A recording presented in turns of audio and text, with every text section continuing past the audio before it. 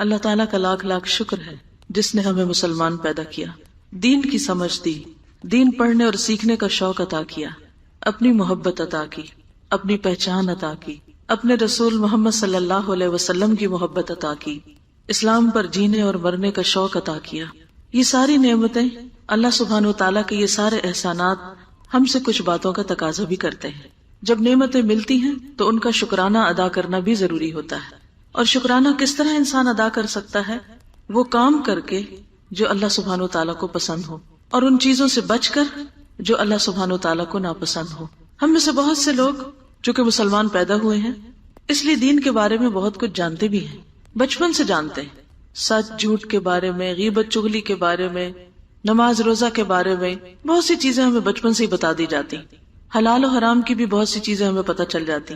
لیکن ایسا کیوں ہوتا ہے کہ سب کچھ جاننے کے باوجود بھی ہم وہ نہیں کرتے جو ہمیں کرنا چاہیے، یا ان چیزوں سے نہیں بچتے جن سے ہمیں بچنا چاہیے؟ شاید اس کی وجہ یہ ہے کہ ہمیں نیکی کرنے کے فائدے اور گناہ کرنے کے نقصانات کا علم نہیں، کیونکہ جب انسان کو کسی چیز کا فائدہ پتہ چلتا ہے تو یہ ہو نہیں سکتا کہ انسان پھر اس چیز کے پیچھے نہ جائے، اور جب اس کو کسی کام کا نقصان پتہ چلتا ہے تو پھر یہ ہوتا نہیں کہ انسان اس چیز سے بچے نہ۔ ہم سب جانتے ہیں کہ اگر ہم اللہ کو راضی کریں گے تو اللہ تعالی ہم سے راضی ہو جائے گا۔ صحابہ کرام نے ہر وہ کام کیا جس سے اللہ راضی ہو، تو اللہ سبحانہ وتعالی نے بھی ان کو اس خاص ٹائٹل سے نوازا، رضی اللہ عنہم ورضوا عنہ۔ وہ اللہ سے راضی ہو گئے اور اللہ ان سے راضی ہو گیا۔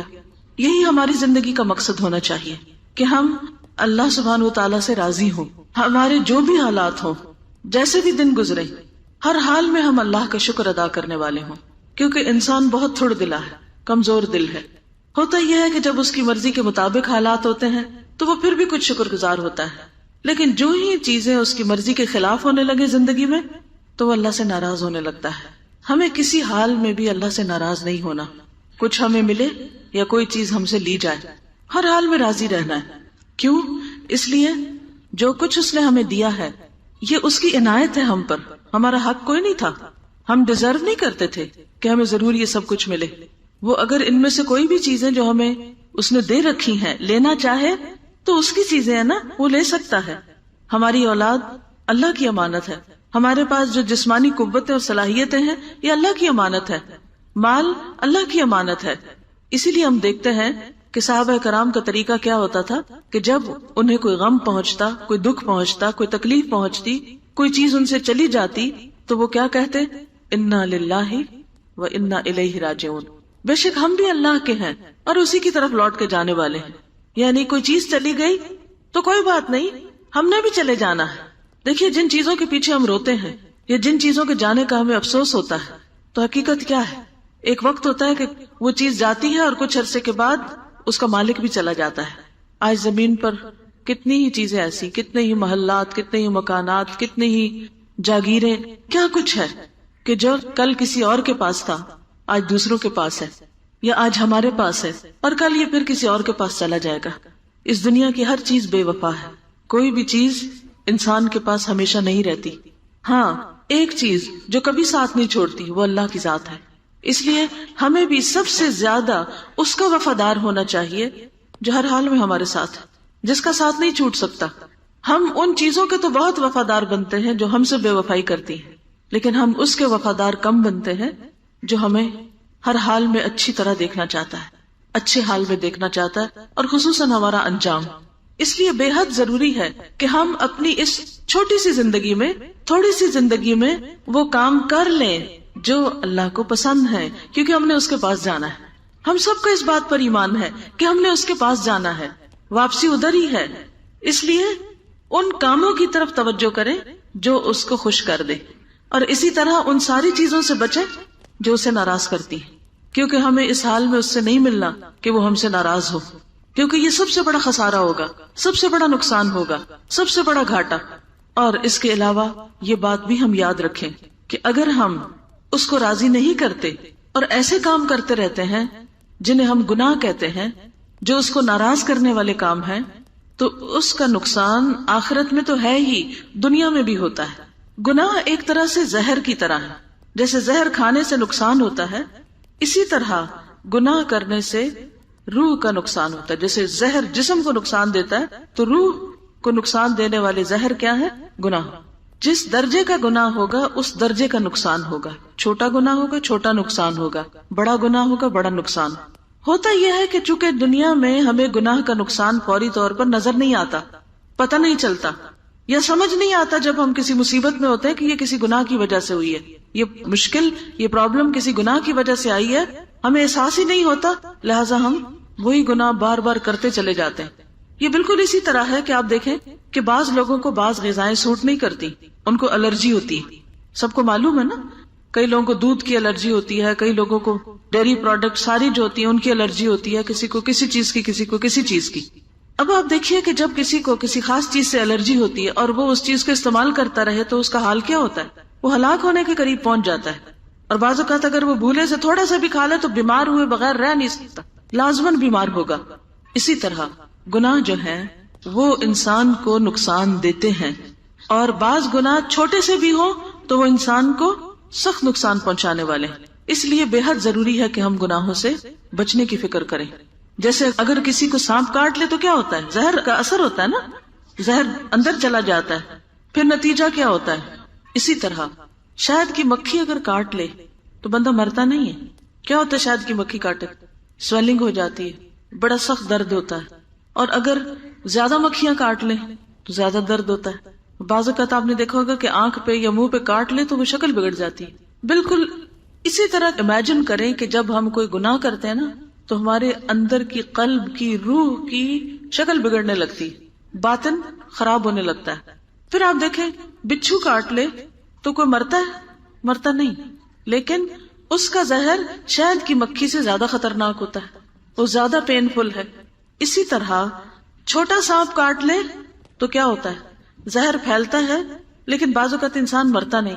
ہاں اگر کسی کو اژدہا کاٹ لے پھر کیا ہوتا ہے؟ فوراً مر جاتا، بچ نہیں سکتا انسان. تو اسی طرح جو چھوٹے چھوٹے گناہ ہوتے ہیں وہ شہد کی مکھی یا بچھو کی طرح ہوتے ہیں، یا چھوٹے سانپوں کی طرح ہوتے ہیں، اور جو بڑے گناہ ہوتے ہیں وہ بڑے سانپوں کی طرح ہوتے ہیں. اور یہ ایک حقیقت ہے کہ جیسے حدیث میں آتا ہے نا کہ قبر میں سانپ چھوڑ دیا جاتا ہے، تو یہ سانپ کیا ہوتا ہے؟ دراصل وہ قبر کا سانپ کیا چیز ہے؟ انسان کے گناہ. اسی طرح جہنم میں بھی سانپوں کا ذکر آتا ہے، تو وہ سانپ کیا ہے؟ انسان کے گناہ. انسان نے خود اپنے لیے وہ سزا اکٹھی کی. تو اس لیے بے حد ضروری ہے کہ انسان گناہوں سے بچے. جب کسی بات کا پتہ چل جائے کہ یہ دین میں منع ہے تو اس کو چھوڑ دے، چاہے کتنا بھی دل چاہ رہا ہو.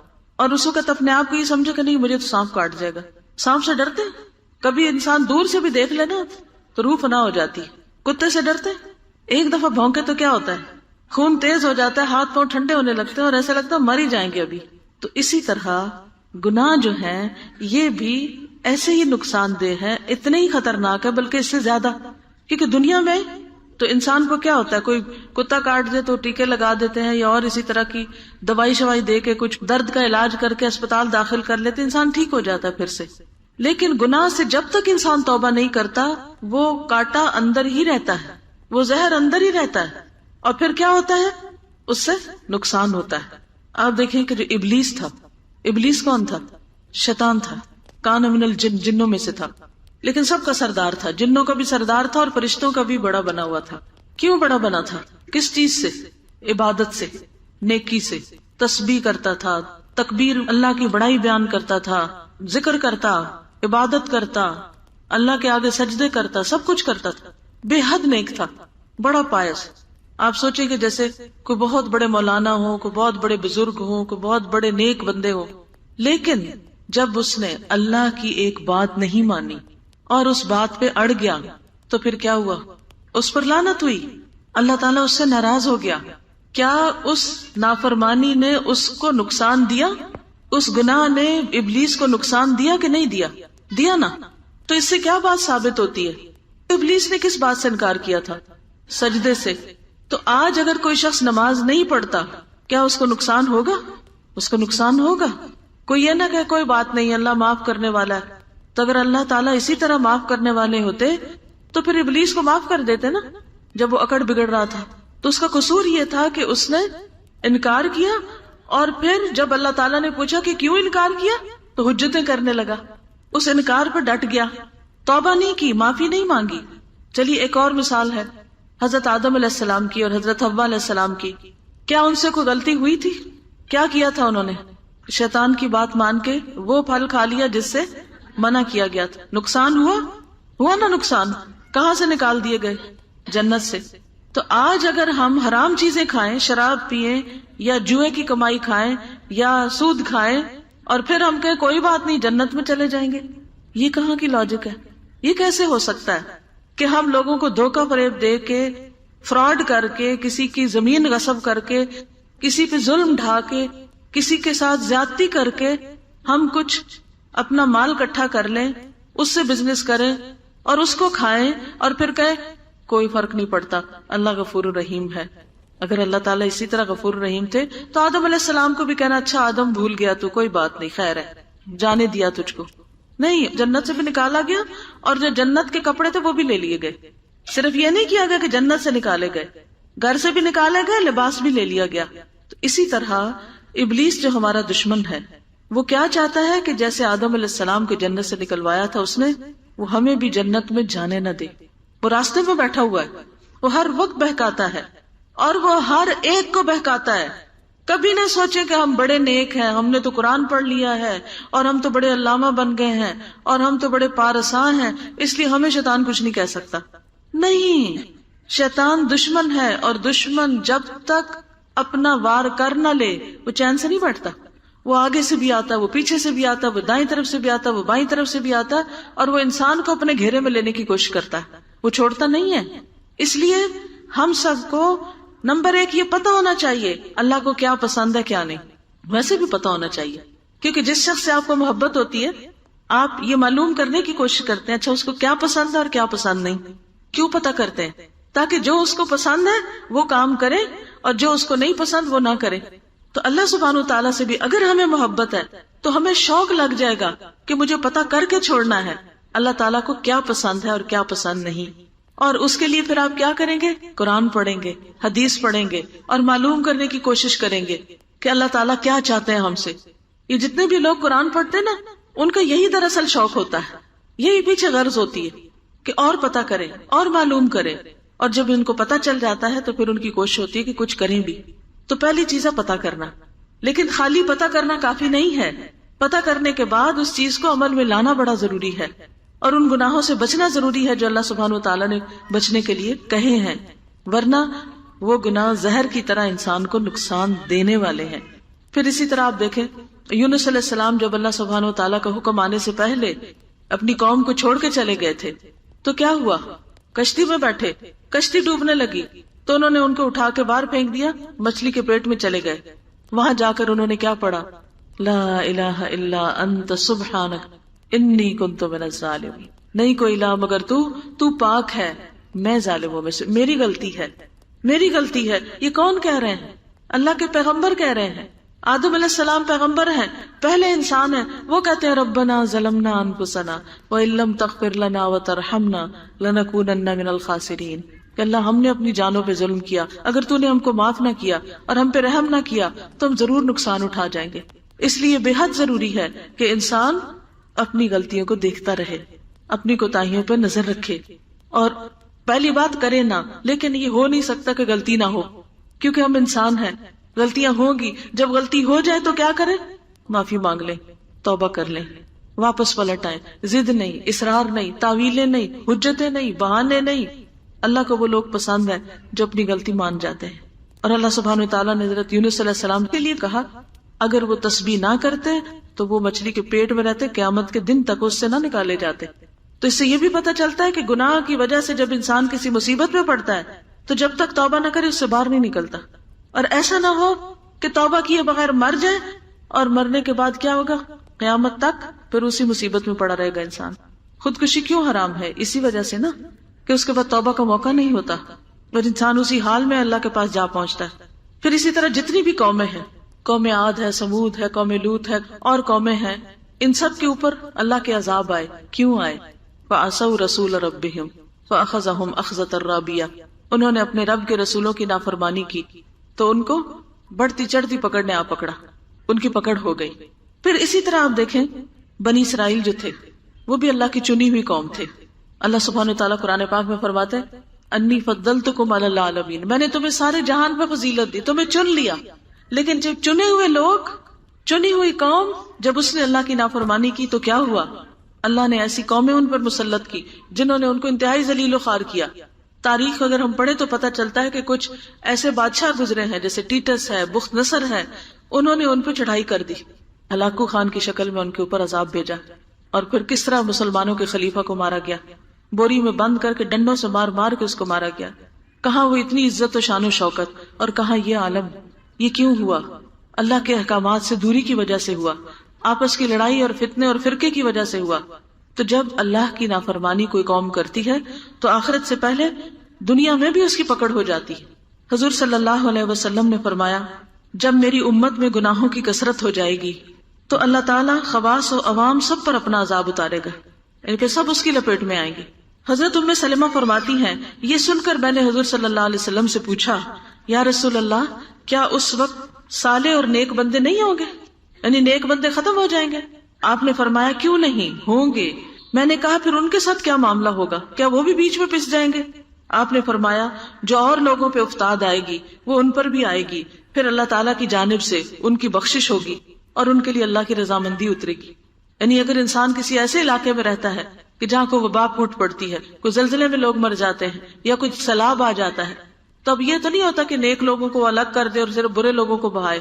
اگر زیادہ گناہ ہونے لگے کسی بستی کے اندر تو آفت سب کو تباہ کر دیتی، پھر نیک لوگ اپنی اپنی نیتوں پہ اٹھائے جائیں گے، لیکن دنیا میں ان کی بھی ساتھ پکڑ ہو جاتی. تو اس لیے یہ بہت ضروری ہے کہ انسان خود بھی گناہوں سے بچے اور دوسروں کو بھی روکنے کی کوشش کرے. کبھی تم ایسا نہ کرو، اللہ کو ناراض نہ کرو. انسان اپنے گھر سے شروع کرے، اپنے رشتہ داروں سے شروع کرے، اپنے محلے شہر والوں سے شروع کرے، اور جہاں جہاں تک انسان کا بس چلے انسان دوسرے انسانوں کو بھی نیکی کی طرف بلائے اور برائی سے روکے. پھر اسی طرح ہم دیکھتے ہیں نبی صلی اللہ علیہ وسلم نے فرمایا ان الرجل لیحرم الرزق بالذنب یصیبہ، آدمی اپنے گناہوں کی وجہ سے رزق سے محروم ہو جاتا ہے.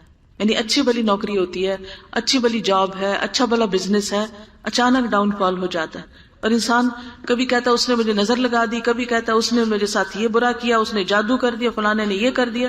اس طرح کی باتیں ہم کرتے ہیں، یہ بھول جاتے ہیں کہ ہماری بھی کوئی غلطی ہو سکتی ہے، اللہ کی کوئی ناراضگی بھی ہو سکتی.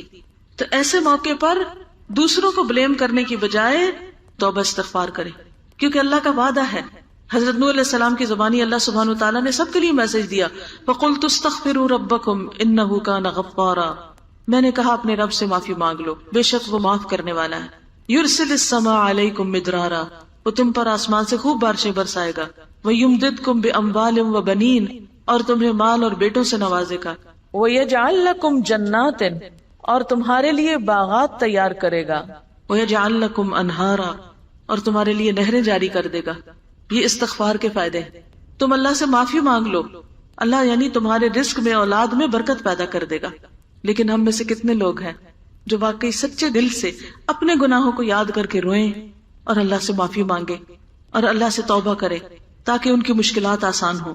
پھر آپ دیکھیے کہ نبی صلی اللہ علیہ وسلم نے فرمایا ڈر ہے کہ دنیا کی قومیں تم پر ہر طرف سے اس طرح ٹوٹ پڑیں گی جس طرح بھوکے کھانے کے پیالے پہ ٹوٹ پڑتے ہیں. اس طرح مسلمانوں کے اوپر ساری اقوام ٹوٹ پڑیں گی، ہر طرف سے لوگ ان کے اوپر حملہ کریں گے.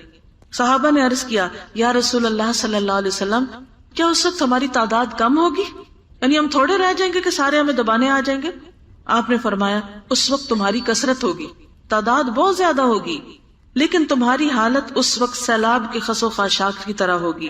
یعنی جیسے بارش آتی ہے نا، سیلاب چلتا ہے تو اوپر کانٹے اور چھوٹے موٹے تنکے وغیرہ بہنے لگتے ہیں. تمہارے دشمنوں کے دلوں سے تمہارا روب اٹھ جائے گا اور تمہارے دلوں میں وہن پیدا ہو جائے گا. پوچھا گیا وہن کیا ہے؟ فرمایا زندگی سے محبت اور موت سے نفرت.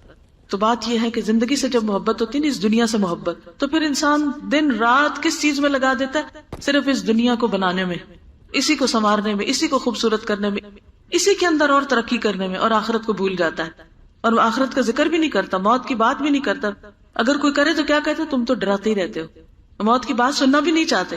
یعنی موت کا ذکر نہ ہونا انسان کو گناہوں پہ اور شیر کر دیتا ہے.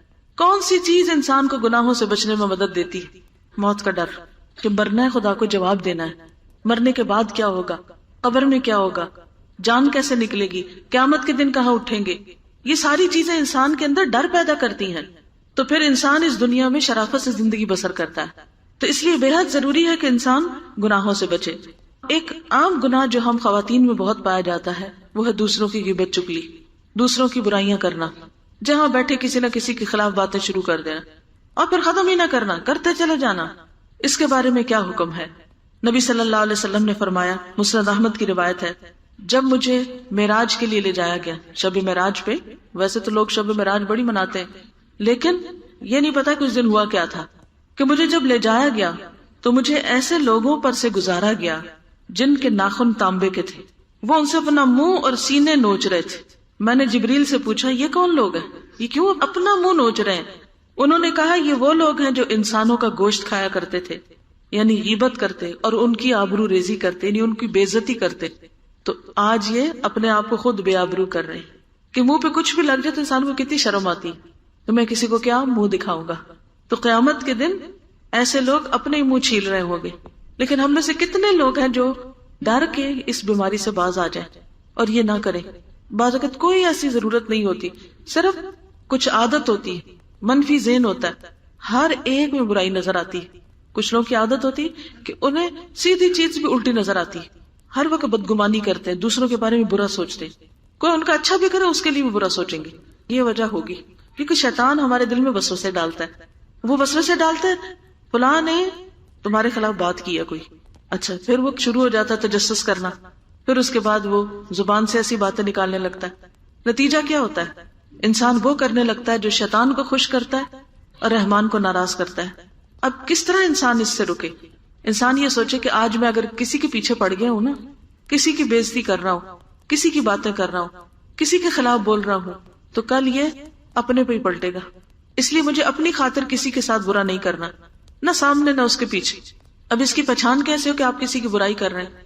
جو بات آپ کسی کے سامنے نہ کہہ سکیں، آپ کو ڈر ہو کہ یہ شخص ناراض ہو جائے گا مجھ سے، تو پھر آپ کیا کریں؟ سامنے تو کہہ نہیں سکے، پیچھے اس کی بری بات کریں. پھر یہ کہ اس کی بے عزتی کرائیں، اس کی عزت گوائیں، اس کا امیج خراب کریں تاکہ اس کو لوگ برا سمجھے اور مجھے اچھا سمجھے. بعض اوقات یہ جذبہ ہوتا ہے نا کہ اپنے آپ کو بڑا عقل مند ثابت کرنا ہوتا ہے، تو دوسرے کو انسان ذلیل کرنے لگتا ہے. پھر اسی طرح نبی صلی اللہ علیہ وسلم نے فرمایا، لوگوں پر ایسا زمانہ آئے گا کہ اسلام کا صرف نام رہ جائے گا. لوگ کہیں گے ہم مسلمان ہیں لیکن مسلمانوں والی کوئی عادت ان میں نہیں ہوگی. اب اسلام کی سب سے پہلی پہچان کیا ہے؟ سلام. آج کتنے لوگ ہیں جو ایک دوسرے کو سلام کرتے ہیں؟ آپ کسی بازار مارکیٹ میں چلے جائیں، کیا کوئی کسی کو سلام کرتا نظر آتا؟ ہارڈلی.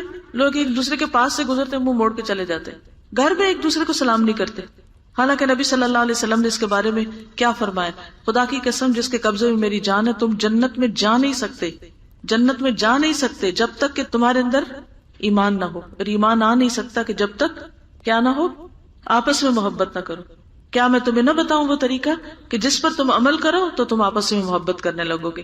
اور وہ ہے افشوا السلام بینکم. کیا کرو؟ سلام کو آپس میں رواج دو، سلام کو خوب خوب پھیلاؤ. لیکن ہم میں سے بہت سے لوگ نہ سلام کرتے ہیں اور اگر کوئی کرے جواب بھی نہیں دیتے، اس میں بھی تھکتے ہیں. تو سلام کیا ہے؟ دراصل جنت میں لے جانے کی کنجی، یہ اسلام کی پہچان ہے، لیکن بہت سے لوگ اس سے خالی ہیں. پھر اسی طرح آپ نے فرمایا اور قرآن کے صرف حروف رہ جائیں گے، یعنی کہ مخارج اور تجوید اس پہ تو پھر بھی توجہ ہوگی یار، حفظ کر لیں گے، لیکن قرآن کہتا کیا ہے اس کی گہرائی میں نہیں جائیں گے. اس وقت مسجدیں ان کی بڑی عالی شان ہوگی. آج آپ دیکھیں مشرق مغرب میں ہر طرف بڑی بڑی مسجدیں لوگوں نے بنا رکھی ہیں، مگر ہدایت سے خالی، اس میں دین کی تعلیم نہیں ہوگی. آپ دیکھیں بہت سی مسجدوں کا حال کیا ہے کہ لوگ وہاں نماز پڑھتے ہیں اور بس مسجد بند، کوئی درس نہیں، کوئی تدریس نہیں، کوئی کسی کو ہدایت کی بات نہیں کرتا. ان کے علماء آسمان کے نیچے بسنے والوں میں سب سے زیادہ برے لوگ ہوں گے. یعنی جو دیندار طبقہ ہوگا وہ سب سے برا ہوگا، جو بظاہر دین کا بڑا نام لینے والے ہوں گے. تو اس سے بھی بہت ڈرنا چاہیے ہمیں. اگر اللہ نے دین کا شوق دیا، دین کا علم دیا ہے، تو ہمیں اللہ سے ڈرتے رہنا چاہیے. انہی سے فتنے کھڑے ہوں گے. فتنے کس سے کھڑے ہوں گے؟ دین والوں سے فتنے کھڑے ہوں گے. دین والے فتنے اٹھائیں گے، دین کے نام پہ فتنے اٹھائیں گے اور گھوم کر انہی میں لوٹ آئیں گے، خود ہی بھگتیں گے پھر اس کو. اب آپ دیکھیں نا، ایک دینی مذہبی لیڈر اگر لوگوں کے درمیان نفرت پھیلا رہا ہے، لوگوں کے درمیان دوسروں کے خلاف باتیں کر کر کے ان کو اکسا رہا ہے، دوسروں کو کافر بتا رہا ہے، نتیجہ کیا ہوگا؟ جو اس کے سننے والے ہیں، جو اس کے ماننے والے ہیں، وہ بھڑک اٹھیں گے، وہ جا کے حملہ کریں گے کسی اور پر، پھر بچ جائیں گے، جدھر حملہ کریں گے وہ واپس انہی پہ لوٹ آئیں گے۔ تو اس لیے دین والوں کی بہت بڑی ذمہ داری ہے، اور وہ کیا ہے؟ آپس میں اتفاق محبت سے رہے، ایک دوسرے سے نفرت نہ کرے، دوسروں کا احترام کرے۔ اگر کوئی شخص ان کو پسند نہیں تو بھی اپنی زبان کو بند رکھے۔ پیٹھ پیچھے بیٹھ کے تبصرے کرنا، بغیر علم کے اور بڑی بڑی باتیں کرنا، اور ایک دوسرے کے خلاف باتیں کرنا، اور ایک دوسرے سے نفرت کرنا، اور بغض رکھنا، اور حسد رکھنا، اور مقابلے بازی کرنا، یہ دین والوں کا کام نہیں ہوتا، یہ دین کی تعلیم نہیں ہوتی۔ دین والے آپس میں ایک دوسرے سے محبت کرتے ہیں، ایک دوسرے کا احترام کرتے ہیں، اور یہی ہمارا اخلاق ہونا چاہیے۔ پھر آپ نے فرمایا جو لوگ علم کا مظاہرہ کرنے لگے اور عمل کو چھوڑ بیٹھے، اور زبان سے تو محبت کا اظہار کریں اور دلوں میں بغض اور کینہ رکھیں اور رشتہ داریاں توڑ دیں، تو اللہ تعالیٰ ان پر لعنت بھیجتا ہے اور انہیں بہرا اور اندھا بنا دیتا ہے، پھر انہیں اپنی غلطیوں کا خود بھی پتہ نہیں چلتا۔ اور آخر میں حضرت عبداللہ بن عمر سے مروی ہے کہ رسول اللہ صلی اللہ علیہ وسلم کی خدمت میں 10 آدمیوں کی ایک جماعت بیٹھی ہوئی تھی، 10 لوگ بیٹھے ہوئے تھے، اور میں بھی انہی میں سے ایک تھا۔ آپ نے ہمیں مخاطب کرتے ہوئے فرمایا، اے گروہ مہاجرین، 5 چیزوں میں سے میں تمہارے حق میں بارگاہ الہی سے پناہ مانگتا ہوں کہ یہ 5 چیزیں تمہارے اندر نہ آئیں۔ نمبر 1، جس قوم میں بدکاری پھیل جائے، زنا پھیل جائے اور علانیہ بدکاری ہونے لگے، یعنی لوگوں کے اندر سے شرم و حیا ہی ختم ہو جائے، تو اللہ تعالیٰ ان میں طاعون اور دوسری قسم کی بیماریاں بھیج دیتا ہے جو ان لوگوں میں پہلے نہیں تھی، نئی نئی بیماریاں ان میں پھیل جاتی۔ کیا ہمارے ملک میں، ہمارے مسلمانوں کے اندر ایسی بیماریاں ہیں؟ خاص طور پہ کون سی بیماری جو پہلے لوگوں میں نہیں ہوتی تھی اور آج بہت ہو گئی؟ اب اس کا یہ مطلب نہیں کہ تعاون میں کوئی فوت ہو جائے تو وہ کوئی برا آدمی نہیں، یا کسی کو کینسر ہو جائے تو ضرور وہی برا آدمی ہے، نہیں، یہ نہیں مطلب اس کا۔ مطلب یہ کہ وہ بیماریاں عام ہو جاتی ہیں جو پہلوں میں نہیں تھی، نئی نئی بیماریاں نکل آتی ہیں۔ یہ کب ہوتا ہے؟ جب کسی قوم کے اندر زنا پھیلتا ہے، بدکاری ہوتی، بے حیائی ہوتی۔ نمبر 2، جو لوگ ناپ تول میں خیانت کرتے ہیں۔ ناپنا کیا؟ جیسے کپڑا ناپنا، اب گز ناپ رہے، ایک گرہ چھوٹی ڈال دی، پانی ہے تو تھوڑا تھوڑا بھی آپ دیکھیں ہر بوتل میں سے کم کر دیا، کسی بھی چیز کے ناپ میں کمی کر دی۔ اسی طرح تول میں بھی، یعنی ترازو اس طرح تولتے ہیں کہ اس میں ڈنڈی مارنا جس کو کہتے ہیں۔ اللہ تعالیٰ ان میں قحط سالی اور تنگی معاش کی مصیبت بھیج دیتا ہے، اور ظالم بادشاہ ان پہ مسلط کر دیتا ہے۔ بارشیں نہیں ہوتی، فصلیں سوکھنے لگتی، رزق کی کمی ہو جاتی۔ یہ کب ہوتا ہے؟ جب لوگ ناپ تول میں کمی کرتے ہیں۔ اور آپ دیکھیں کہ ہمارا کیا حال ہے۔ کبھی یہ ملک جہاں اتنا کماد ہوتا تھا وہاں چینی نہیں ملتی، حیرت ہوتی ہے نا۔ گڑ جسے لوگ پوچھتے نہیں تھے، آج وہ چینی سے بھی زیادہ مہنگا ہو گیا۔ میں رستے میں دیکھ رہی تھی کہ مٹی مٹی، ہر جگہ مٹی مٹی، بارشیں ہیں کوئی نہیں، کتنی بیماریاں اس سے پھر پھیلتی۔ لیکن یہ مصیبت کیوں آتی؟ جب لوگ ناپ تول میں کمی کرتے ہیں۔ تیسری چیز، جو لوگ مال کی زکوٰۃ دینا بند کر دیتے ہیں، اللہ تعالیٰ آسمان سے بارش روک دیتا ہے۔ اگر چوپائے نہ ہوتے تو ان کے لیے پانی کبھی نہ برستا، یعنی جانور نہ ہوتے تو پانی نہ اترتا۔ آج آپ دیکھیں کہ جو مالدار ہیں وہ زکوٰۃ نہیں دیتے، جو غریب ہیں وہ غریب تر ہوتے چلے جاتے ہیں۔ زکوٰۃ کو بھی لوگ طرح طرح کے ہیلے بہانوں سے روک لیتے ہیں۔ کبھی کہتے ہیں ہم نے اپنے بچوں میں بانٹ دیا، اب زکوٰۃ کی ضرورت نہیں۔ کبھی کہتے ہیں زیور پر تو نہیں زکوٰۃ ہوتی، کبھی کسی طرح کبھی کسی طرح۔ کئی لوگ جب حکومت زکوٰۃ کاٹتی تو ایک دن پہلے پیسے نکال لیتے ہیں بینک سے، پھر جب کٹ جاتی پھر ڈال دیتے ہیں، اور خود بھی نہیں نکالتے، حکومت کو بھی نہیں لینے دیتے۔ پھر اسی طرح چوتھی چیز، جو لوگ عہد توڑ دیتے ہیں، اللہ تعالیٰ ان پہ باہر کا دشمن مسلط کرتا ہے جو ان کی مملوکہ چیزوں میں سے باز چھین لیتا ہے۔ نمبر 5، ان کے ائمہ یعنی امام اللہ تعالیٰ کے دین اور اس کی کتاب پر عمل کرنا چھوڑ دیتے ہیں تو اللہ تعالیٰ ان کو آپس میں لڑا مارتا ہے۔ یعنی جب علماء قرآن نہ پڑھیں، نہ پڑھائیں، نہ اس پر عمل کریں تو پھر کیا ہوتا ہے؟ پھر فرقواریت ہوتی ہے، کیونکہ ہر کوئی اپنے امام کی بات کر رہا ہے اور دین کے نئے نئے رستے نکال لیے، تو ان کے اندر سے اتحاد ختم ہو گیا۔ اب کیا؟ لوگ آپس میں لڑنے لگتے، کیونکہ جو شخص قرآن پر عمل کرتا ہو تو وہ لازماً اللہ سے ڈرتا ہوگا، اور جو اللہ سے ڈرے وہ کسی کے خلاف ناروا بات نہیں نکال سکتا۔ اور جب کوئی کسی کے خلاف بولے گا نہیں تو لڑائی کہاں سے ہوگی؟ لڑائی کہاں سے شروع ہوتی ہے؟ جب ایک دوسرے پہ ناحق الزام لگائے جاتے ہیں، ناانصافی کی جاتی ہے، زیادتی کی جاتی ہے، تو اس طریقے سے لوگوں کے اندر پھر باہمی لڑائیاں شروع ہو جاتی۔ اب آپ دیکھیں آج ہم کس کس قسم کے فتنوں کا شکار ہیں، اور یہ سب خرابیاں ہمارے اندر پائی جاتی۔ یہ کس کا نقصان ہے؟ گناہوں کا نقصان ہے۔ یہ گناہ جب کرتی ہے کوئی قوم تو اس کے اندر یہ مصیبت آتی ہے۔ تو اس کا حل کیا ہے؟ اس کا حل ہے کہ ہم اجتماعی طور پر توبہ کریں اور ان گناہوں سے بچیں اور ان گناہوں کو چھوڑیں، کیونکہ یہ گناہ دنیا اور آخرت دونوں کو برباد کرنے والے۔ بلکہ امام ابن القیم تو یہ کہتے ہیں دنیا اور آخرت کی کوئی مصیبت، کوئی خرابی، کوئی تباہی اور بربادی اور بیماری ایسی نہیں جس کی اصل وجہ اور اصل سبب گناہ نہ ہو۔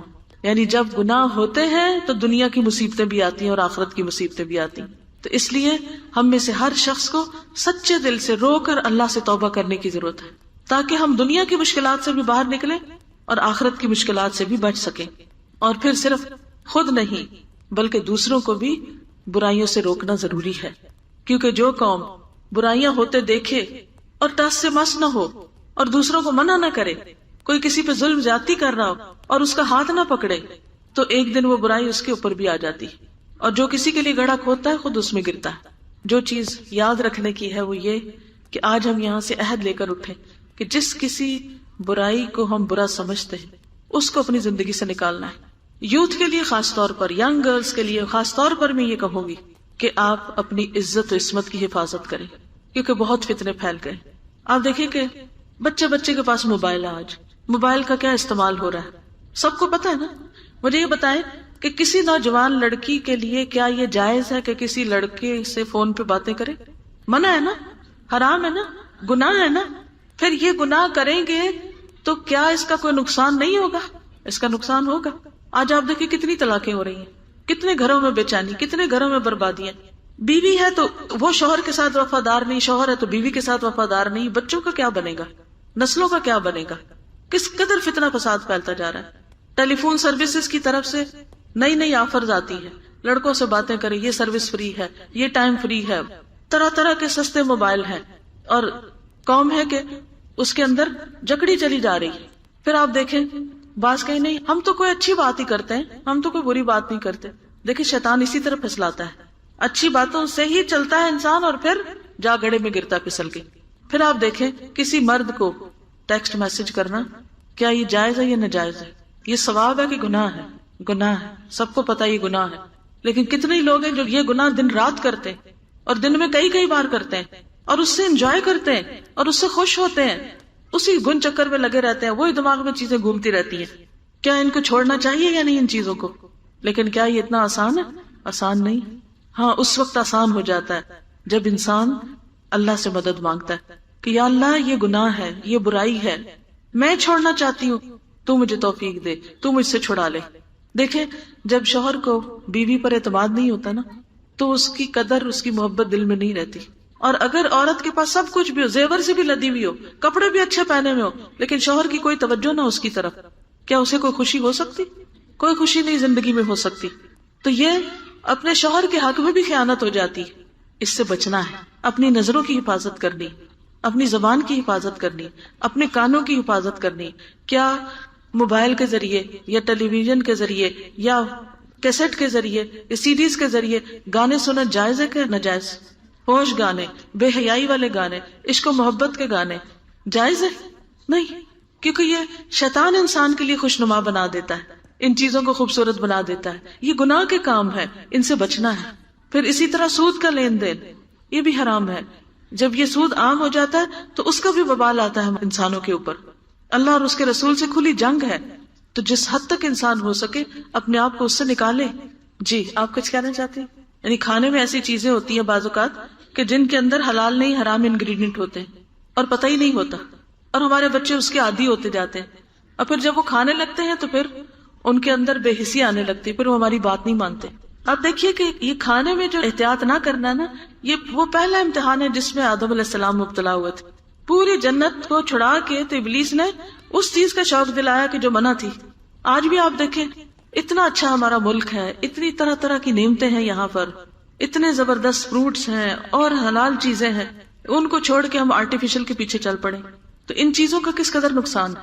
تو اس لیے ہم میں سے ہر شخص سے دیکھے کہ وہ اپنی کل کلی کیا بھیج رہا ہے۔ قرآن پاک میں اللہ تعالیٰ فرماتے ہیں وَلْتَنْظُرْ نَفْسٌ مَا قَدَّمَتْ لِغَدٍ، ہر شخص کو چاہیے کہ دیکھے اپنی کل کلی کیا بھیج رہا ہے۔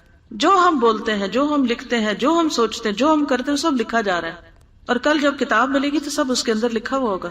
وآخر دعوانا الحمد للہ رب العالمین۔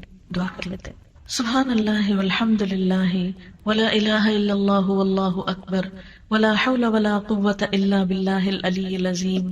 اللہم صلی علی محمد وعلی آل محمد کما صلیت علی ابراہیم وعلی آل ابراہیم انک حمید مجید. اللہم بارک علی محمد وعلی آل محمد کما بارکت علی ابراہیم وعلى آل إبراهيم إنك حميد مجيد. ربنا آتنا في الدنيا حسنة وفي الآخرة حسنة وقنا عذاب النار. ربنا لا تزغ قلوبنا بعد إذ هديتنا وهب لنا من لدنك رحمة إنك أنت الوهاب. ربنا هب لنا من أزواجنا وذرياتنا قرة أعين واجعلنا للمتقين إماما. یا اللہ پاک جو کچھ ہم نے پڑھا ہے سنا ہے ہمیں اس پر عمل کی توفیق عطا فرما. یا اللہ تو ہمیں گناہ چھوڑنے کی توفیق دے. اللہ جو باتیں تجھے ناپسند ہیں ہمیں توفیق دے کہ ہم ان کو چھوڑ دیں. یا اللہ ہمیں توبہ کی توفیق عطا فرما. یا رب العالمین تو ہمارے ملک میں امن و امان قائم کر دے. یا اللہ ہمارے گھروں میں امن و امان قائم کر دے. آپس میں سلوک اور محبت پیدا کر دے. یا اللہ تو ہمیں دنیا اور آخرت کی رسوائی سے بچا. یا حی یا قیوم برحمتک نستغیث لا الہ الا انت سبحانک انی کنت من الظالمین. لا حول ولا قوة الا باللہ العلی العظیم. لا الہ الا اللہ وحدہ لا شریک لہ الملک ولہ الحمد وہو علی کل شیء قدیر. لا الہ الا اللہ لا الہ الا اللہ لا الہ الا اللہ لا نعبد الا ایاہ لہ النعمت ولہ الفضل ولہ الثناء الحسن. لا الہ الا اللہ مخلصین لہ الدین ولو کرہ الکافرون. اللہم انا نسألک الہدى والتقى والعفاف والغنى. اللہم انا نسألک العافیة فی الدنیا والآخرہ. اللہم انا نسألک العفو والعافیہ فی دیننا ودنیانا واہلنا ومالنا. اللہم استر عوراتنا وآمن روعاتنا. اللہم احفظنا من بین ایدینا ومن خلفنا وعن ایماننا وعن شمائلنا ونعوذ بعظمتک ان نغتال من تحتنا. یا اللہ پاک تو ہمارے بچوں کو ہدایت عطا فرما. اللہ انہیں دین کے رستے پر قائم فرما. یا اللہ انہیں دین کا علم اور سمجھ عطا فرما. یا اللہ انہیں دین کی خدمت کے لیے چن لے. یا رب العالمین انہیں جہنم کے عذاب سے بچا لے. اللہ تو ہم سب پر اپنی رحمت نازل فرما. ہم سب کو آخرت کے عذاب سے بچا. اللہ ہمارے شوہروں کو ہدایت عطا فرما. ہمارے بہن بھائیوں کو ہدایت عطا فرما. تمام مسلمانوں کو ہدایت عطا فرما. یا اللہ ہمیں نان مسلم تک بھی دین کا پیغام پہنچانے کی توفیق عطا فرما. اللہ تو اپنی ساری مخلوق پر رحم فرما. یا حی یا قیوم برحمتک نستغیث. یا اللہ جو لوگ بھی قرآن پڑھ رہے ہیں انہیں قرآن پر عمل کرنے والا بنا. اللہ ہمیں ہمارے نفس کے شر سے بچا. یا اللہ ہماری انا کو دور کر دے. یا اللہ ہماری ضد سرکشی ہٹ دھرمی دور کر دے اور ہمیں بہترین اخلاق عطا فرما. ربنا تقبل منا انک انت السمیع العلیم وتب علینا انک انت التواب الرحیم. وصلی اللہ تعالی علی خیر خلقہ محمد وعلی آلہ واصحابہ واہل بیتہ اجمعین برحمتک یا ارحم الراحمین. الہی آمین.